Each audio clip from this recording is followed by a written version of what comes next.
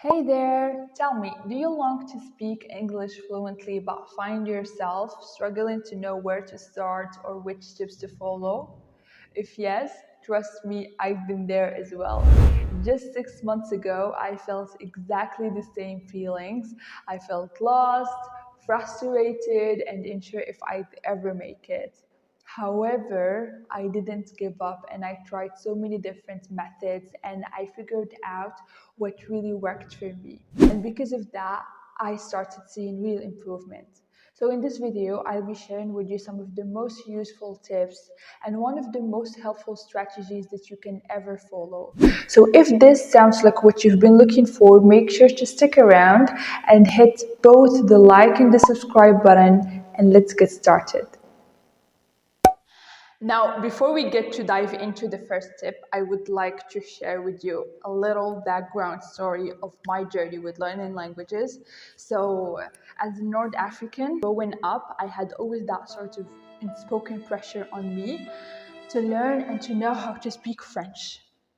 Little did I know back then it wasn't actually only for me, but it was for almost every kid in my generation and those before us. So this is how things used to be like. If you don't know how to speak French fluently without any kind of grammatical mistakes, this means that you're not smart enough. You're not worthy of being seen as someone who's well educated. And I don't know why, but yeah, this is how things used to be like back then. However, things now are different, especially for this upcoming generation. Like you can feel it, like you can feel that this language is no longer a concern and priority for them. Yes, it's still a priority, but it's not a concerning one, and this is what matters. Like when you do something out of love, out of pure desire to learn and to enlarge your knowledge, and not because you're afraid to be judged or maybe you're afraid to not be accepted in a certain job or something like that. So yes, I think now English is more used, especially among us, like this new generation. And by the way, having said that, it doesn't mean that I hated French or something like that. I actually did love it, and I still do.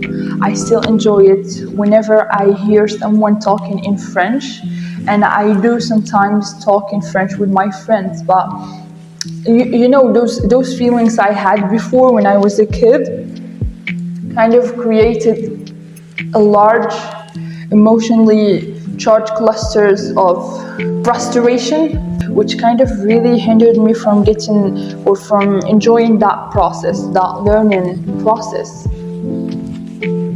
Anyways, I hope, like, since I shared with you this background story, I hope you understand and I hope you grasp the fact of how important it is to work on your mentality first and on your relationship with that thing you want to learn or do in life. And I'm not only or specifically talking about a language, I'm talking about things in general. Okay, I want you to make sure that you don't have any kind of negative perspective or negative emotions towards that thing in order to enjoy and in order to do well. This is one. And I think this kind of really drives us very well to the first tip, which is to know your why and to know your motive. Okay, so I want you to sit with yourself and ask yourself, why do you want to learn this language? Okay, why do I want to learn this language? Why do I want to improve myself in this language? Is it for showing off? No. Is it for studying, traveling? Is it for working for a better job? Or maybe for connecting with new people from all around the world? And once you get your answer, I want you to write it down on a paper and hang it up on a wall in order to remind yourself and have a daily reminder to keep concentrated on what you want to learn, on the level you want to achieve in this language, okay?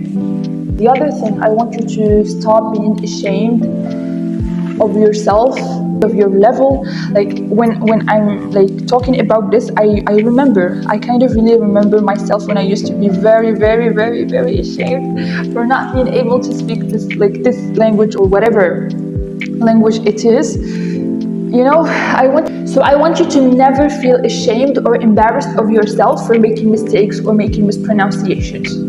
I want you to sit with yourself again and to try to shift your mentality and the way how you see things. I want you to be more mature when it comes to accepting the fact of how normal it is to be imperfect when speaking the language and when practicing it. Okay, it's totally normal to make mistakes. It's totally normal to stutter sometimes. It's totally normal to not sound like a native speaker. Appreciate every part of the journey. Appreciate your imperfection. And by saying this, I'm not telling you to go and sit around and do nothing about it. No, do something about it. Work on yourself. Study the language. Study the grammatical rules. Study how you could or how you can pronounce words articulatively or correctly. But when doing this, get rid of that feeling of shame, of that feeling of maybe being late. You're not late. Trust me, you're not late. Okay? And by the way, I totally understand how it could be sometimes kind of humiliating to speak or practice the language in front of people, especially if you are certain that they might be laughing at you. Not laughing at you, but belittling you. Subtly. And actually, I don't know why, from where we have this kind of mentality of not appreciating the fact of being from a different country, with a different culture, with a different language. I don't know why. Like, why do we want to always sound like native speakers? Why don't we appreciate the fact of having an accent? Like, if we have a Spanish person or like someone who's French, and whenever they speak another language, we kind of really mesmerized of their accent. But for us, if an Arab or an Indian or an African speaks French or another language with an accent, we could see them as someone or as uncultivated people. I don't know why. Now for the third tip, I would like you to start speaking and practicing the language on a daily basis with your friends. And preferably if they were also interested in practicing or improving themselves in this language, if they were also interested in the culture of English people, if your current friends are not, make sure to get rid of them and find new ones. Okay, I give you the green light, don't be afraid. Well, actually, there are so many ways of finding someone to practice the language with. Either you practice it with your current friends, either you make a new friend, either you create or join a new community, either you practice it with your classmates in the English class. Like, there's so many fucking ways, okay? But one thing that I want you to make sure about is to create a good and healthy harmony. Why is that? It's actually because I want you to feel comfortable when making mistakes.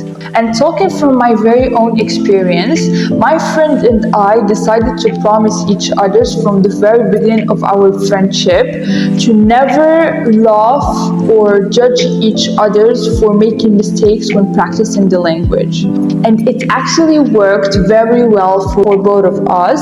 So you guys go ahead and find for yourself a pair with whom you can practice the language openly without feeling ashamed or afraid of being judged. The other thing I want to tell you is that whenever you are with those friends, make sure to always put practicing the language as the first priority, and then having fun comes as the second priority. Okay? Now for the fourth tip, I would like you to start engaging with the language actively instead of doing it only passively. And what I mean by this is if you think that you will learn or know how to speak the language fluently just by watching movies or listening to music or reading things in English on social media, you're wrong for that. Because this kind of things can only work for babies when learning their own language. But for us as adults, we need more than just input.